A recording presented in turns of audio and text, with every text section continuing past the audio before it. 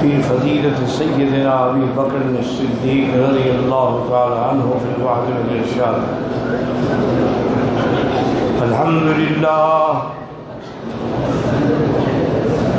الحمد لله وكفى والصلاة والسلام على خاتم الأنبياء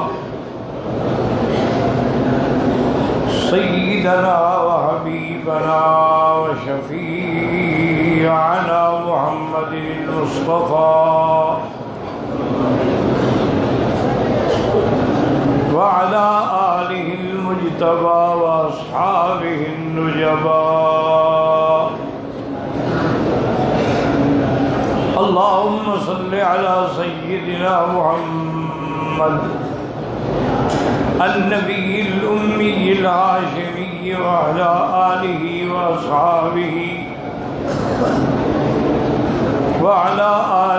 وأصحابه نجوم الهدى. أما بعد فقد قال الله تبارك وتعالى في القرآن المجيد والفرقان الحميد: أعوذ بالله من الشيطان الرجيم. بسم الله الرحمن الرحيم. وسيجنبها الأتقى الذي يؤتي ماله يتزكى وما لأحد عنده من نعمة تجزى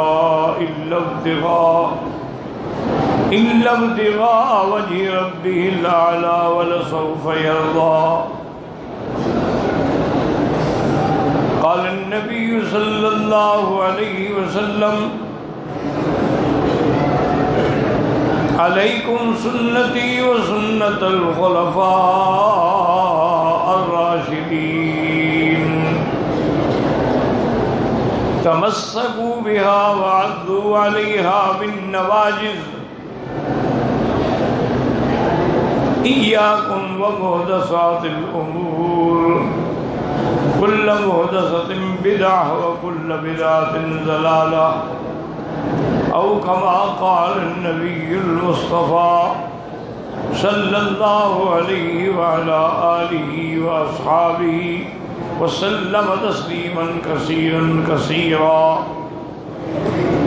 رب اشرح لي صدري ويسر لي أمري واحلل عقدة من لساني يفقهوا قولي. رب زدني علما. سبحانك لا علم لنا إلا ما علمتنا إنك أنت العليم الحكيم. برادران اسلام،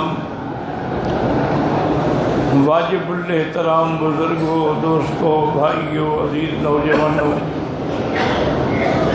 اللہ تبارک و تعالیٰ کے کلام مبارک میں سے آیات مبارکہ اور آقا انعامدار حبیب کبریا سیدنا محمد مصطفیٰ صلی اللہ علیہ وعلی آلہ واصحابہ وسلم تسلیما کثیرا کثیرا کہ فرامین مبارکہ میں سے ایک حدیث تلاوت کی ہے.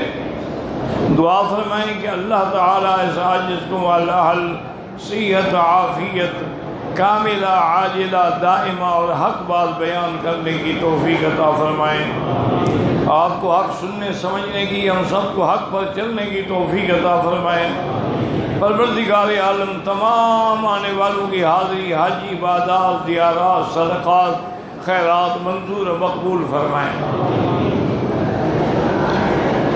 میں نے سابقہ دروس میں سیرت مصطفیٰ صلی اللہ علیہ وسلم کے چند پہلو ذکر کیے تھے، اور اس کے بعد پھر وفات سیدنا محمد مصطفیٰ صلی اللہ علیہ وسلم کا بھی ذکر کیا تھا. تو رحمت دو عالم کے بعد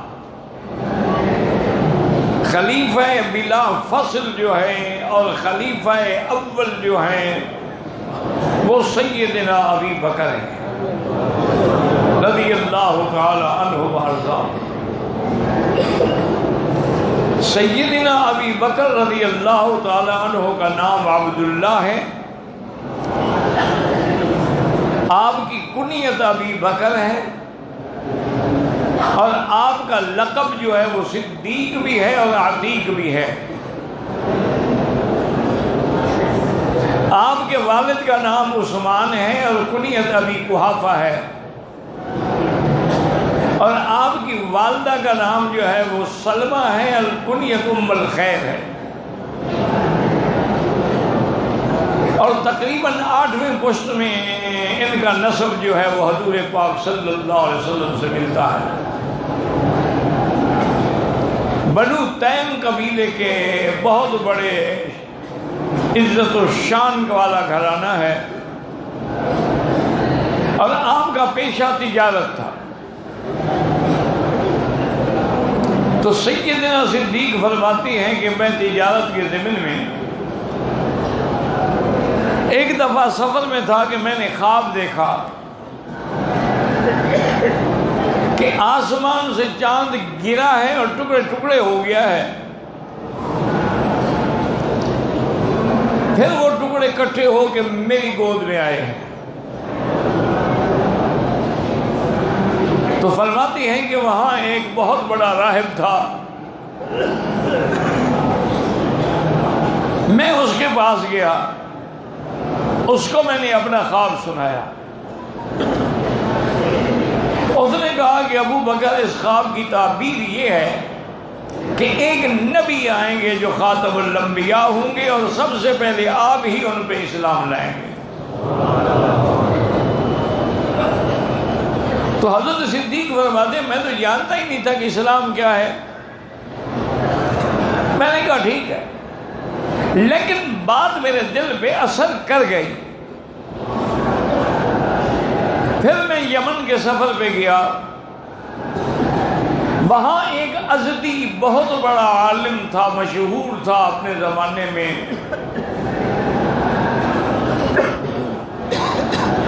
میں گیا تو وہ خود مجھے ملنے کے لیے آیا۔ اس نے کہا مجھے یہ بتاؤ کہ تم کون ہو؟ میں نے کہا میں قرشی ہوں۔ کہا اچھا قریش سے ہو؟ میں نے کہا ہاں۔ کہا اچھا تمہارا نام ابو بکر تو نہیں؟ میں نے کہا ابو بکر ہے۔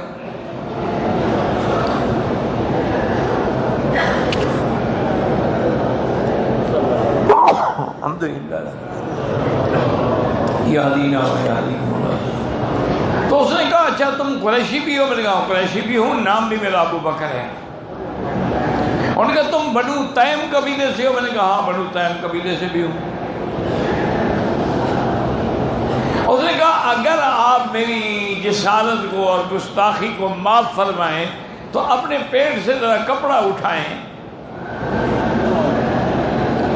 میں ایک علامت دیکھنا چاہتا ہوں کہ آپ کے ناف کے قریب ایک تل ہے، وہ ہے یا نہیں ہے؟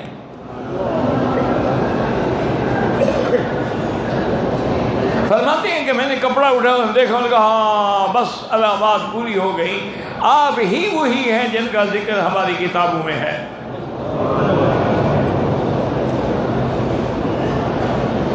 اور آپ ہی وہ ہیں جو سب سے پہلے آنے والے نبی خاتم الانبیاء محمد مصطفیٰ پر اسلام لائیں گے اور اس کے سب سے پہلے ساتھی بنیں گے۔ فرماتے ہیں اور میرے دل میں اسلام گھر کر گیا۔ حضور صلی اللہ علیہ وسلم سے سیدنا ابو بکر کا بچپن سے ہی تعلق تھا۔ حضرت ابو بکر عمر میں حضور سے 2 سال چھوٹے تھے۔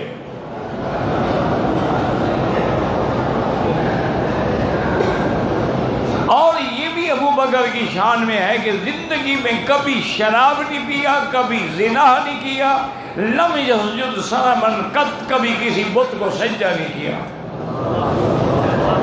کفر کے زمانے میں بھی۔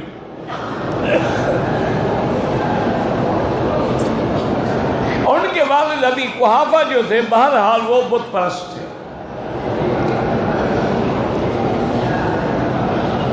انہوں نے بڑا اصرار کیا کہ ابو بکر تم میرے خداؤں کو کیوں نہیں مانتے ہو؟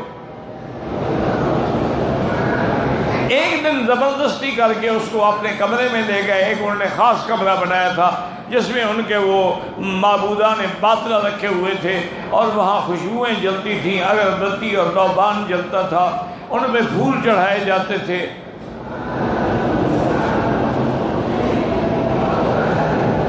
اور آ کے ان کو سجدہ ہوتا تھا، ان کے سامنے ہاتھ باندھ کے کھڑے ہوتے تھے، ان سے مانگتے تھے.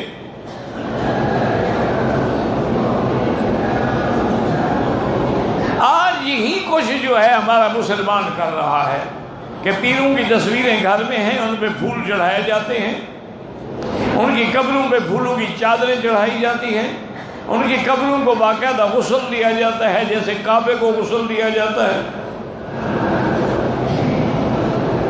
ان کی قبروں پہ جا کے نظر نیاز دیتے ہیں اور روزانہ دیگیں پکتی ہیں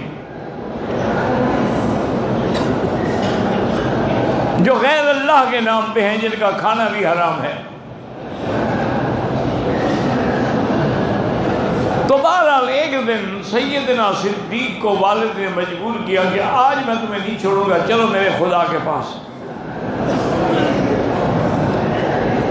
بہرحال حضرت ابی بکر بڑے فرما بردار تھے. ان کا ٹھیک ہے ابا. جب چلے گئے انہوں نے کہا اچھا ابا جان آپ ایسا کریں کہ اب آپ تشریف لے جائیں، میں تنہائی میں پھر آپ کے خدا کے ساتھ جو ہے نا مذاکرات کرنا چاہتا ہوں. انہوں نے کہا ٹھیک ہے. خوش ہو گئے کہ آج تو ابو بکر مان گیا ہے. جب آپ کے ابا چلے گئے، باہر دروازے سے نکل کے دیکھا کہ دور چلے گئے ہیں، تو آگے بت کے سامنے کھڑے ہوئے اور کہا کہ بھائی مجھے پیاس لگی ہے، پانی پلاؤ. بت پانی پلاتے ہیں؟ اچھا تم جب قبروں پہ جاتے ہو تو تمہیں قبر والا پانی پلاتا ہے؟ نہیں پلاتا. ان لوگوں کو تو سب کچھ قبر والوں سے ملتا ہے، تمہیں پانی بھی نہیں ملتا.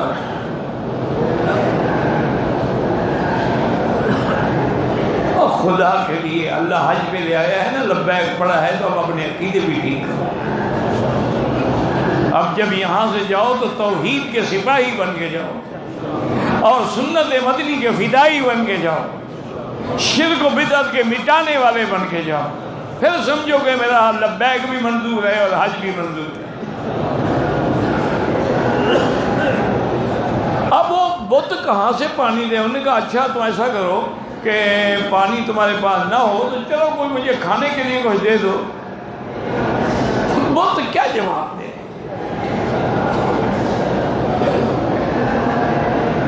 جب عقل پہ پردے پڑ جاتے ہیں نا جی، تو انکار کرنے پہ آئیں تو نبی محمد مصطفیٰ کا کر دیں اور ماننے پہ آئے تو پتھروں کو خدا مان.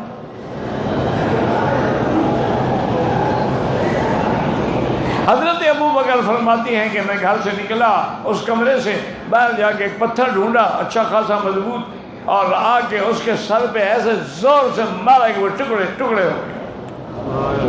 میں نے کہا نہ پانی دیتے ہو نہ کھانا دیتے ہو، پھر تمہارا رہنے کا کیا فائدہ ہے؟ اور دروازہ بند کر کے میں غائب ہو گیا.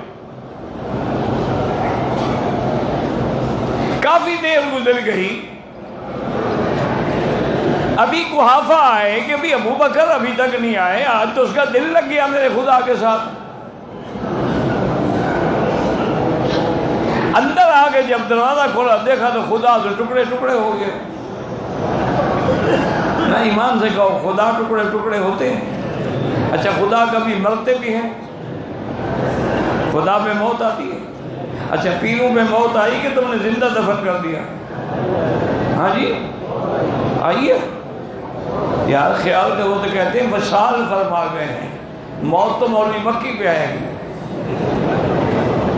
کہتے ہیں مولوی مکی جو ہے وہ تو مر گیا، ہمارے بزرگ وصال فرما گئے، اللہ سے مل گئے، مر نہیں گئے.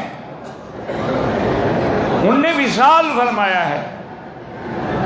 اسی لیے ہر سال ان کی شادی کرتے ہیں، عرس بناتے ہیں. اور اس کا معنی کیا ہوتا ہے؟ شادی.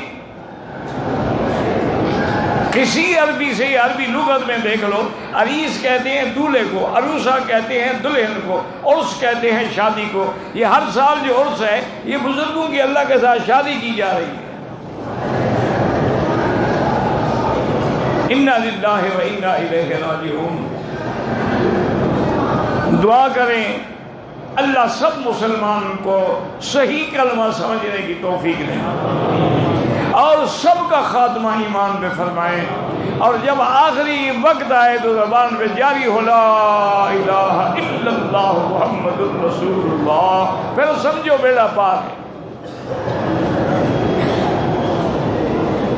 ابھی قحافہ غصے میں گھر آئے، ابو بکر کی والدہ سے کہا کہ حل علمت، تمہیں پتہ ہے آج تمہارے بیٹے نے کیا کیا ہے؟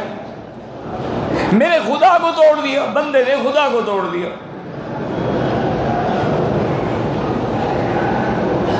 ہمارے ہندوستان کے بھائی بیٹھے ہوئے ہیں، ان کے ملک میں تو ماشاءاللہ یعنی اتنے بت ہیں، اتنے دیوتا اتنے ہندو نہیں ہیں جتنے دیوتا ہیں۔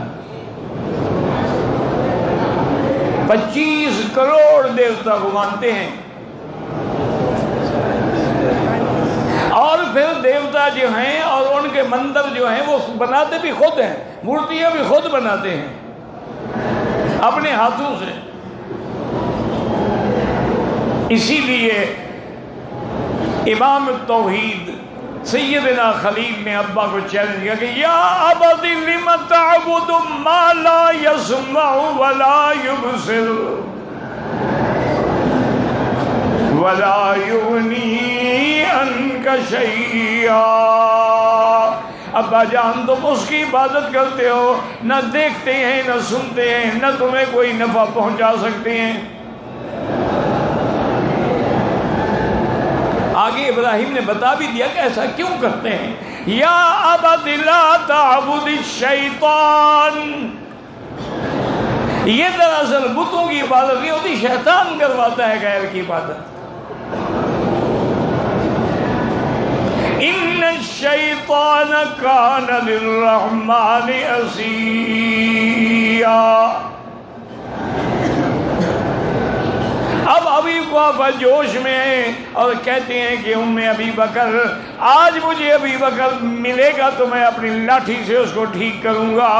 ابو بکر کی اماں رو پڑی اور کہنے لگی لا تقل لابی بکر شیئا، میرے بیٹے ابو بکر کو کچھ نہ کہنا، ان لہ لشان، میرے بیٹے کا ایک مقام ہے۔ انہوں نے کہا کیا ہے؟ فرمایا جب یہ میرے پیٹ میں تھا میں فلاں وادی سے گزر رہی تھی، آواز آئی کہ یا امت اللہ بالتحقیق ابشری بالولد العتیق لقبہ فی السماء صدیق وہو عن النبی صاحب ورفیق۔ فرمایا ابو قحافہ میں نے آواز سنی تھی کہ اللہ کی بندی تیرے پیٹ کے اندر جو بچہ ہے وہ عتیق ہے، آسمانوں میں اس کا لقب صدیق ہے، اور ایک نبی آئے گا جس کا یہ صاحب و رفیق ہے۔ ابھی قحافہ بھی ٹھنڈے ہو گئے، انہوں نے کہا ایسی کوئی بات ہے تو پھر تو ابو بکر کا کوئی مقام ہے۔ اور اول من آمن، سب سے پہلے ایمان لانے والا بھی ابی بکر ہے۔ جب نام آئے کہو رضی اللہ عنہ رضی اللہ عنہ۔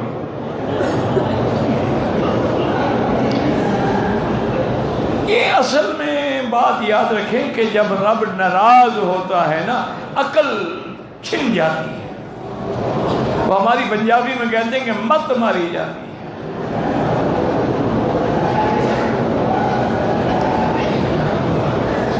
اب دیکھیں کہ جناب سب سے پہلے ایمان لا، اور میرے آقا نے فرمایا کہ مجھ پر ایمان لانے والوں نے کلمنی ولا جانی الا ابا بکر ما کلمنی بشیء وقبل الاسلام۔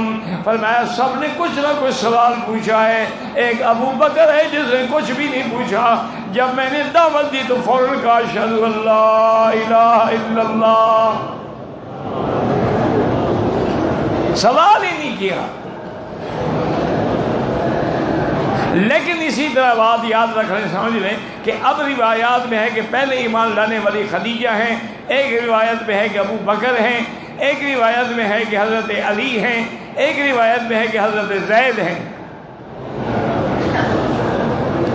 منکرین حدیث جو ہیں ان کو بھی موقع ملتا ہے، وہ کہتے ہیں دیکھو جی 4 باتیں، 4 حدیثیں کیسے صحیح ہو سکتی ہیں؟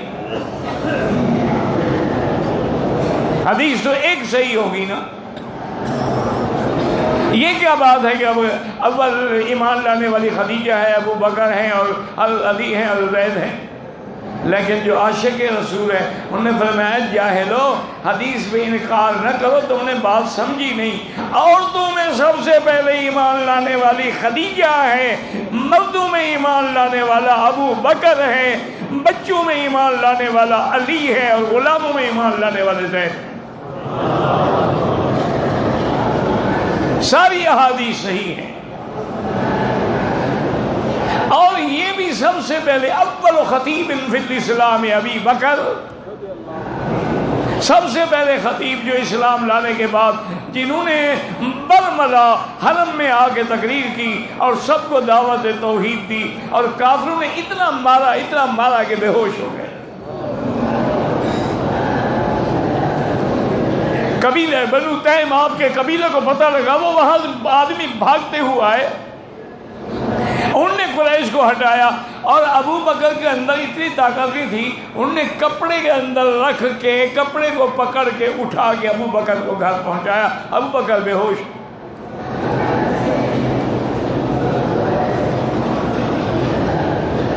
آپ کو پانی ڈال رہے ہیں، ماں رو رہی ہے، باپ رو رہا ہے، سب اپنے قبیلے کے عزیز و اقارب رو رہے ہیں، ابو بکر کو ہوش نہیں آیا، اور رات کو جا کے کہیں آپ کو ہوش آیا۔ جو ہوش آنے کے بعد بھی پہلی بات جو کی وہ یہ تھی، کیف حال حبیبی محمد صلی اللہ علیہ وسلم، میرے حبیب کا حال بتلا۔ ماں نے کہا ابو بکر کچھ کھا لو کچھ، انہوں نے کہا نہیں واللہ لا آکل شیئا ولا اطعم شیئا حتی اری وجہ رسول اللہ، میں کچھ نہیں کھاؤں گا جب تک حضور کا چہرہ نہ دیکھوں۔ مجبور ہو گئے والدین،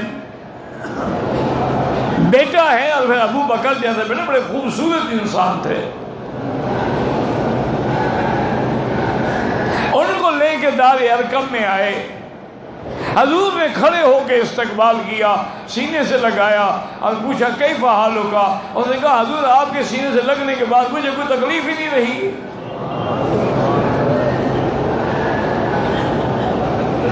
اور یہ سیدنا ابی بکر ہے رضی اللہ تعالی عنہ کہ جنہوں نے ایک نہیں 7 غلام خرید کر کے آزاد کیے، اور ان غلاموں میں حضرت بلال بھی ہیں۔ یہ امیہ کے غلام تھے۔ ایک دن حضرت ابو بکر نے دیکھا کہ حضرت بلال پہ ظلم و ستم کے پہاڑ توڑے جا رہے ہیں، آپ قریب گئے، امیہ ختم کرو، کیا بات ہے، اتنے تنگ ہو تو بیچ دو۔ انہوں نے کہا لینا چاہتے ہو؟ انہوں نے کہا ہم لینا چاہتے ہیں، بتاؤ کیا قیمت لے ہو؟ اور اس نے کہا تمہارے پاس فلاں غلام جو ہے نا بڑا خوبصورت بھی ہے، زمیندار بھی ہے، اور اس کے بعد 2000 درہم بھی ہے، اگر مجھے وہ غلام دے دو اس کے بدلے میں، اور 40 اوقیہ سونا بھی مجھے دے دو، تو پھر میں بلال کو آزاد کراؤں، پھر مجھے منظور ہے۔ آپ نے وہ غلام بھی دے دیا، 40 اوقیہ بھی دے دیا۔ جب بلال کو لے کے چلنے لگے تو امیہ ہنس رہا ہے، وہ کہتا ہے یہ بڑا تاجر بنتا تھا، آج کیسے گھاٹے کا سودا کیا ہے، اتنا خوبصورت غلام دے کے بلال کالا لے کے جا رہا ہے۔ ابو بکر کھڑے ہو گئے اور نے کہا امیہ تمہیں پتہ نہیں بلال کا، میں تو اس کے قدموں میں یمن کی بادشاہت کو قربان کر دوں، تمہیں کیا پتا بلال کون ہے؟ آپ نے آزاد کیا اور حضور کی خدمت میں پیش کر دیا، وہ حضور صلی اللہ علیہ وسلم کے غلام بنے۔ اسی طرح ایک ایک دن سیدنا علی رضی اللہ عنہ، کہہ دو رضی اللہ عنہ،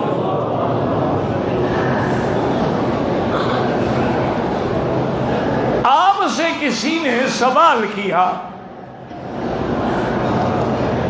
اس نے کہا کہ حضرت یہ بتائیں کہ من اشجع الناس، صحابہ میں سب سے بہادر کون؟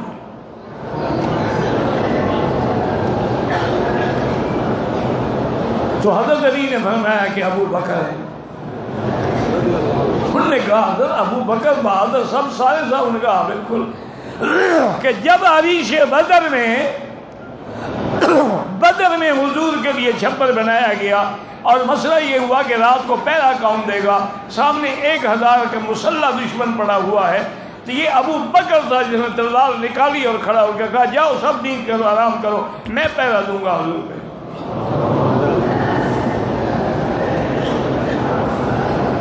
اور دوسری بات، حضرت علی نے فرمایا کہ کعبۃ اللہ میں جب حضور داخل ہوئے، جو بت تھے وہ تو آپ کی لکڑی کے اشارے سے گر رہے تھے، جو حضور اشارہ کرتے لکڑی لگتی نہیں، بت پہلے گر جاتے۔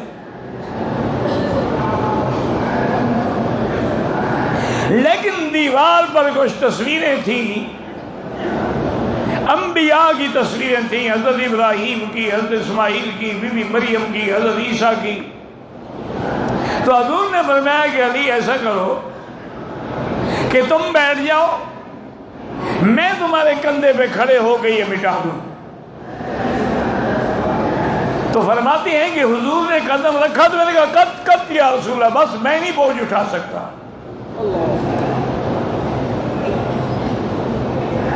تو حضور نے فرمایا اچھا ایسا کرو کہ تم میرے کندھے پہ کھڑے ہو جاؤ اور ان کو مٹا دو۔ تو حضرت نے فرمایا کہ میں تو حضور کا قدم برداشت نہ کر سکا، اور وہ ہجرت کی رات کندھے پہ بٹھا کے پہاڑ پہ چڑھ گیا، تو بہادر کون ہے؟ اب اس کو ماننا پڑ گیا کہ دلائل ایسے تھے کہ غار ثور پر لے کے جانے والا کون تھا؟ ابو بکر تھا۔ اس لیے علماء نے بڑی عجیب بات کی ہے، انہوں نے کہا ایک ہجرت کی رات ہے اور ایک معراج کی رات۔ درود شریف پڑھو گے تو سمجھ آئے گا، چونکہ تم ویسے تو نہیں پڑھتے جب تک کوئی کہے نا، درخواست کرے، ریکویسٹ کرے تو تمہیں یاد دلائے، پھر مہربانی کر کے تم ایک دفعہ پڑھ لو۔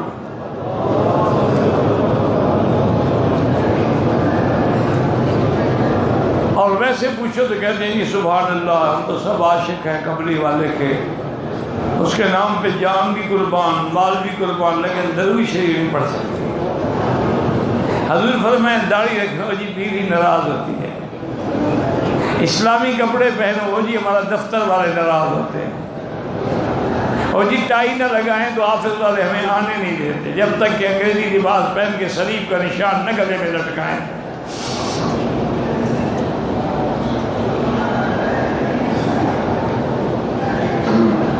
اب جناب یہ ہے کہ ایک معراج کی رات ہے اور ایک ہجرت کی رات ہے۔ معراج کی رات جبریل حضور کے پاس آئے، سمجھے بات توجہ سے، معراج کی رات جبریل حضور کے پاس آئے اور ہجرت کی رات محمد ابو بکر کے پاس آئے۔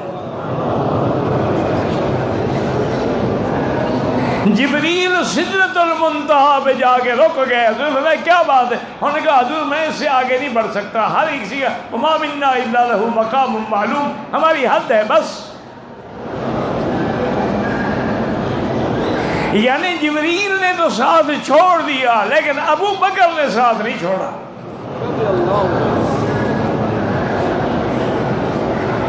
اور پھر سارا گھرانہ ابو بکر کا حضور کی خدمت میں ہے، آپ کے ساتھ غار میں ہیں، اور جب غار میں پہنچے کہا حضور آپ ٹھہر جائیں، پرانے وقت کی غار ہے، خدا نہ خواستہ اندر کوئی جانور چھپا ہو، کوئی سانپ ہو، بچھو ہو، مجھے صاف کرنے دیں۔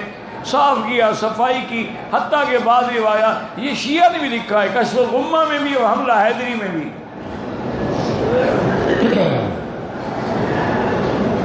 یہ باتیں مانتے ہیں لیکن پھر انکار کر دیتے ہیں۔ تو آپ نے ایک سراغ بچ گیا، وہاں اپنی ایڑی رکھ دی اور کہا حضور سے کہ اندر آ جاؤ۔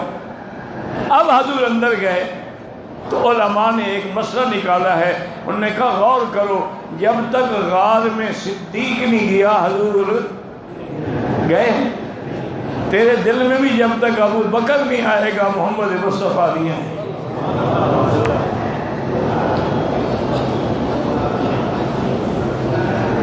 اب جب حضور گئے اور حضور ابو بکر کے یعنی دو زانوں پہ سر رکھ کے سو گئے۔ اللہ کی شان ہے کہ حضرت ابو بکر کو ایک سانپ نے ڈس لیا،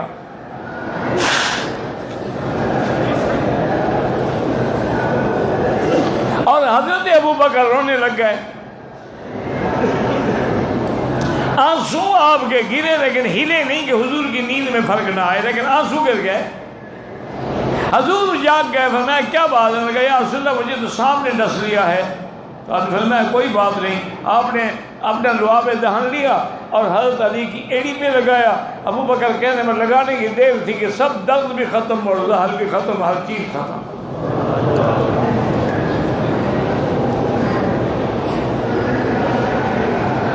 اور یہی ابو بکر کا گھرانہ ہے، غار میں ساتھ ہیں،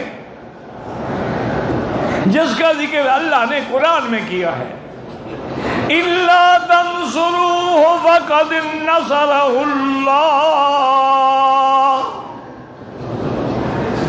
إِذْ أَخْرَجَهُ الَّذِينَ كَفَرُوا ثَانِيَ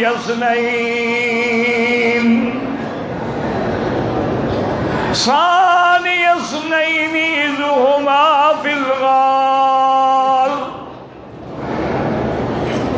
إِذْ يَقُولُ لِصَاحِبِهِ لَا تَحْزَنْ إِنَّ اللَّهَ مَعَنَا۔ حضرت صدیق نے فرمایا کہ یا محمد، کافر ڈھونڈتے ڈھونڈتے پہاڑ پہ پہنچ گئے ہیں اور دردوں سے ہمیں بھی نظر آ رہے ہیں، اگر ان بدبختوں نے نیچے جھانکا تو ہمیں دیکھ لیں گے۔ آپ نے فرمایا ابو بکر کیوں ڈرتے ہو؟ ما ظنک باثنین اللہ ثالثہما، ہمارا خدا ہمارے ساتھ ہے، پھر غم کس بات کا ہے؟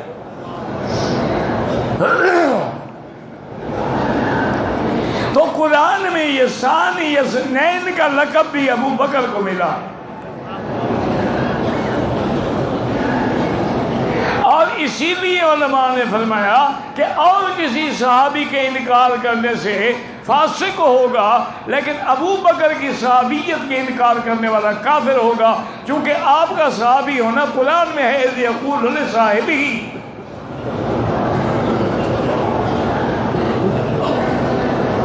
اور آپ کا بیٹا عبداللہ ابن ابی بکر اور آپ کا غلام عامر ابن فہیرہ یہ بکریاں لے کے آتے تاکہ نشان بھی مٹ جائے، اور اس پہاڑ کے نیچے بکریاں کھڑی کر کے دودھ اکٹھا کر کے حضور کو پہنچاتے رہے۔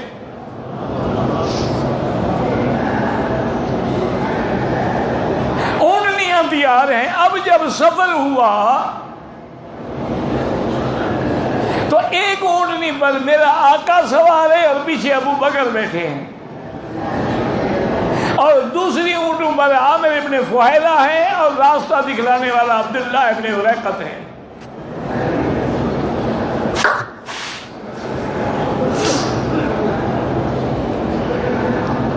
ابھی آپ راستے میں ہیں کہ بنو مدلج قبیلے کا سردار سراقہ، چونکہ کفار مکہ نے اعلان کر دیا تھا کہ جو حضور کو یا ابو بکر کو پکڑیں گے ہم ایک 100 اونٹ دیں گے، یعنی ابو بکر بھی 100 اونٹ اور حضور بھی 100 اونٹ۔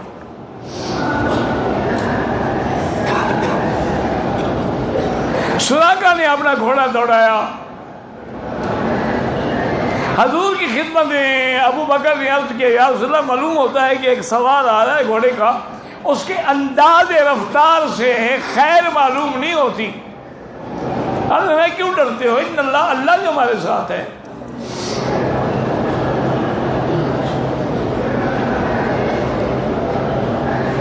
اب جب اس کا گھوڑا حضور کے قریب آیا تو اس کے دونوں پاؤں اگلے جو تھے وہ زمین میں دھس گئے. سراقہ گر گیا. سراقہ پھر گھوڑے پہ بیٹھا, گھوڑے کو نکالا, پھر بگایا, پھر گر گیا. آخر اس نے آواز دی اور نے کہا میں نے پہچان لیا ہے, آپ حضور محمد مصطفیٰ اور ابو بکر ہیں, آپ ٹھہر جائیں, میں آپ کو کوئی نقصان نہیں پہنچاؤں گا. حضور رک گئے. سراقہ آیا اور اس نے آ کے کہا حضور آیا تو میں آپ کو پکڑنے کے لیے تھا, لیکن میں نے آپ کا معجزہ دیکھا, اب میری نیت بدل گئی, میں آپ کو نقصان نہیں پہنچاؤں گا, اور میں وعدہ بھی کرتا ہوں کہ اس راستے سے اگر آپ کے دشمن آئے تو ان کو واپس کر دوں گا, لیکن آپ بھی مجھے امان لکھ کے دیں کہ اگر اس علاقے پر کبھی آپ کی سلطنت ہو تو مجھے امان ملے. آپ نے فرمایا ابو بکر اس کو لکھ کے دے دو, اور یہ بھی فرمایا کہ سراقہ ایک وقت آئے گا کسرا بادشاہ کے کنگن جو ہیں وہ تیرے ہاتھ میں ہوں گے.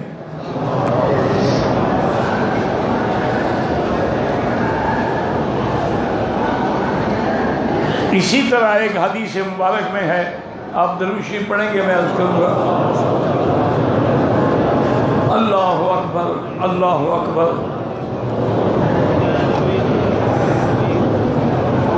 بی بی عائشہ فرماتی ہیں کہ ایک رات تارے بڑے کھلے ہوئے تھے آسمان پہ. مجھے خیال آ گیا, میں نے پوچھا کہ حضور کیا آپ کے صحابہ میں کوئی ایسا بھی ہے جس کی ان ستاروں کے برابر نیکیاں ہوں؟ عرض ہے کہ ہاں بالکل, عمر کی اتنا نیکیاں ہیں جتنے یہ ستارے ہیں. بی بی کہتی میں نے کہا وَأَيْنَ حَسَنَاتُ أَبِي بَكْرٍ, تو پھر میرے ابے کی نیکیاں کہاں ہیں؟ فرمایا ابھی بی بی عائشہ تمہیں کیا پتا, حضرت عمر کی ساری نیکیاں تیرے ابے کی ایک نیکی کے برابر بھی نہیں ہو سکتی ہیں. یہ مقام جو تھا یہ بھی سیدنا ابی بکر کو ملا. اسی طرح سفر میں تھے, اتفاق سے بی بی عائشہ کا ہار گر گیا. بی بی عائشہ نے وہ ہار جو ہے نا عاریتاً کسی سے پہننے کے لیے مانگا تھا کہ میں حضور کے ساتھ جا رہی ہوں تو چلو کوئی چیز تو گلے میں ہونی چاہیے. وہ ہار ڈائمنڈ کا نہیں تھا, موتیوں کا نہیں تھا, زرکون کا نہیں تھا, چمڑے کی بنا ہوا تھا, اس میں سپیاں لگی ہوئی تھیں اور وہ بھی مانگا ہوا تھا. بی بی عائشہ اپنے انسانی تقاضے کو پورا کرنے کے لیے جو کہ دور جاتی تھی تو وہاں کے اتفاق سے ہار گر گیا. واپس خیمے میں پہنچی, تلاش کیا, ہار نہیں ہے, اور خیمے میں دیکھا, باہر نکل کے دیکھا تو عرض کیا حضور میرا ہار گر گیا, وہ تو میں نے مانگا ہوا ہے. آپ نے حکم دیا ابھی کافرہ روک لو, ابھی تیاری نہ کرو, پہلے ہار تلاش کرو. اب صحابہ دوڑ رہے ہیں, ہار تلاش کر رہے ہیں, نماز کا وقت ہو گیا. صحابہ آئے, انہوں نے کہا ابو بکر عجیب بات ہے, تیری بیٹی نے اللہ کے نبی کو روک دیا ہے, ساتھ 1500 کا لشکر بھی روک گیا ہے, پانی بھی نہیں ہے, ہم لوگ نماز کیسے پڑھیں گے؟ حضرت ابو بکر غصے میں آئے. بی بی عائشہ کہتی ہیں میں نے ایسے یعنی آلتی پالتی مار کے بیٹھی تھی, حضور نے میری گود میں سر رکھا ہوا تھا, سو رہے تھے, بڑی پختہ نیند تھی. میرے ابے نے آ کے مجھے زور سے یہاں ایک گھونسا مارا کہ حبست رسول اللہ حبست اللہ, تم نے اللہ کے نبی کو روک کے سب کو روک دیا ہے, اب پانی ہمارے پاس نہیں ہے, نماز کیسے پڑھیں گے؟ بی بی عائشہ کہتی ہے مجھے بڑی تکلیف ہوئی, لیکن میں نے ضبط کیا, میں ہلی نہیں کہ حضور کی نیند میں خلل نہ آ جائے. حضور کی آنکھ کھل گئی اور جبریل اتر آیا. واہ ابو بکر تیرے گھرانے کی شان ہے کہ عائشہ کو باپ بھی مارے تو اللہ برداشت نہیں کرتے.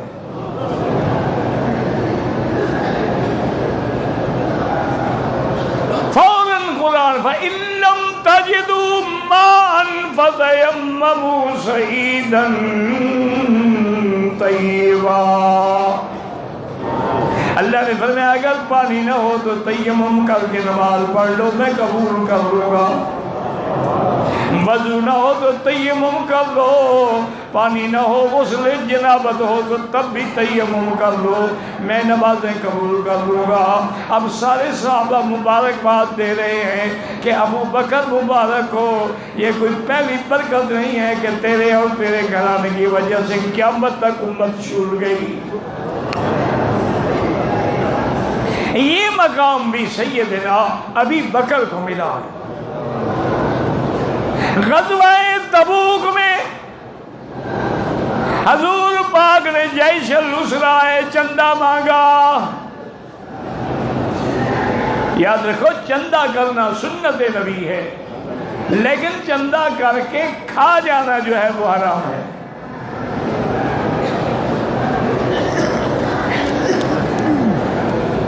اب جناب یہ ہے کہ حضرت عمر کہتے ہیں آج میں بڑا خوش ہوا. میں نے کہا آج میرے گھر میں بڑا مال ہے، آج میں ابو بکر سے نمبر لے جاؤں گا. میں نے جا کے اس مال کو آدھا آدھا کیا اور لے کے دربار نبی میں پہنچا. حضور پوچھتے آئے اچھا عمر کیا لائے ہو؟ میں نے کہا حضور جو کچھ تھا آدھا آدھا کر کے لے آیا ہوں. اور میں ابو بکر تم کیا لائے ہو؟ انہوں نے کہا حضور سب کچھ لے آیا ہوں، اپنے کپڑے بھی اتار کے لے آیا ہوں، میں نے ٹاٹ پہنا ہوا ہے.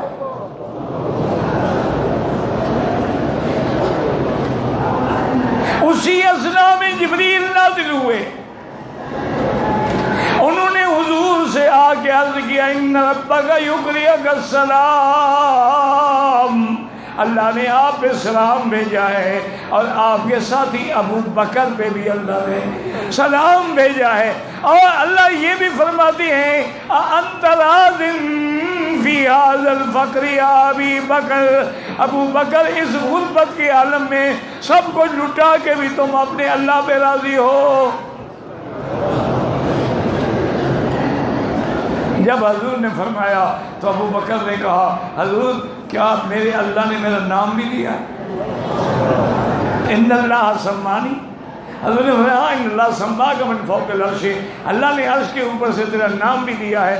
تو فوراً کہا رضیت ربی انا راض عن ربی انا راض عن ربی. اور یہی ابو بکر ہے جس نے منکرین زکوٰۃ کے خلاف اعلان جہاد کیا. کہہ رضی اللہ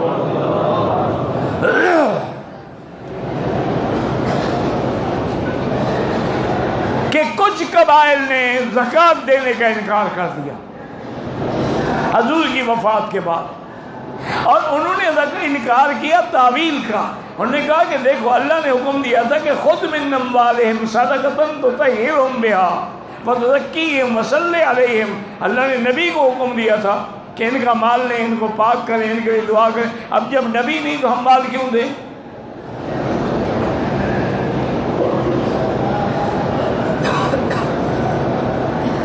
حضرت ابو بکر کو جب پتہ چلا، آپ نے ممبر نبی پہ کھڑے ہو کے خطبہ دیا اور فرمایا کہ منکرین جہاد کو بتلا دو کہ میں ان کے خلاف جہاد کروں گا. حضرت عمر کہتے ہیں میں حیران ہو گیا، میں آگے آیا، میں نے کہا ابو بکر کیا کر رہے ہو؟ وہ نماز پڑھتے ہیں، وہ روزہ رکھتے ہیں، وہ قبلے کی طرف رخ کرتے ہیں. اگر ایک چیز کا انہوں نے انکار کیا ہے، وہ بھی تعویل کر کے انکار کیا ہے، تم ان سے قتال کرو گے، وہ کافر ہو گئے. حضرت عمر فرماتے ہیں کہ حضرت ابو بکر نے زور سے میرے سینے میں مکہ مارا اور فرمایا اچھا عمر جبار فی الجاہلیت و خوار فی الاسلام، جاہلیت میں تو بڑا بہادر بنتا تھا، اب اسلام لانے کے بعد اتنا کمزور ہو گیا. واللہ لو منعونی اکالا لقاتلتموہ، اگر انہوں نے ایک رسی دینے سے بھی انکار کیا تو میں جہاد کروں گا۔ حضرت ابو عمر کہتے ہیں ان اللہ شرح صدری، اللہ نے میرا سینہ بھی کھول دیا۔ پھر مجھے بات سمجھ آئی اور میں نے کہا ابو بکر تم کھڑے ہو جاؤ، عمر تیرا سپاہی ہے، تیرے جیش میں سپاہی بن کے لڑے گا۔ اب مجھے سمجھ آیا کہ اگر آج زکوٰۃ کا انکار ہے، کل کوئی نماز کا انکار کر دے گا، پرسوں کوئی حج کا انکار کر دے گا، تیسرے دن کوئی قربانی کا انکار کر دے گا، دین اسلام تو ختم ہو جائے گا۔ تو یہ مقام جو ہے وہ بھی سیدنا ابی بکر رضی اللہ تعالیٰ عنہ کا تھا، اور سیدنا ابو بکر رضی اللہ تعالیٰ عنہ اتنا رنگ چڑھا تھا میرے مدنی کا، جب ہجرت کر کے آئے نا جی مدینے پہنچے، حضرت ابو بکر کہتے ہیں کہ لوگ آگے پہلے مجھے ملتے، ان کو سمجھ نہیں تھی نا کہ حضور کون ہے، تو میں چادر لے کے کھڑا ہو گیا، سایہ کر لیا تاکہ پتہ لگے کہ خادم کون ہے اور مخدوم کون ہے۔ یہ مقام بھی ابو بکر کا تھا۔ اپنی بیٹی کا رشتہ بھی ابی بکر نے دیا حضور کو۔ جب بیوی خولہ نے کہا تھا کہ یا رسول اللہ خدیجہ کے بعد آپ پریشان ہیں، آپ شادی کیوں نہیں کر لیتے؟ فرمایا کہ کہاں شادی کروں؟ انہوں نے کہا اگر آپ کہیں تو میں ابو بکر کے گھر پیغام لے جاؤں۔ انہوں نے کہا اللہ کی بندی کیا کہہ رہی ہو؟ ابو بکر کا بڑا گھرانہ ہے، بڑے تاجے ہیں، میرے پاس کیا ہے کہ میں ابو بکر کی بیٹی کے لیے دوں گا؟ بہرحال اس نے جا کے پیغام دیا تو حضرت ابو بکر نے کہا خولہ اللہ تمہیں مبارک کرے، میں تو انتظار میں تھا کہ حضور مجھ سے رشتہ مانگے۔ بزرگوں ہمارا ایمان ہے، علی بھی شان والا ہے، ابو بکر، لیکن ایک نے بیٹی لی ہے اور ایک نے بیٹی دی ہے۔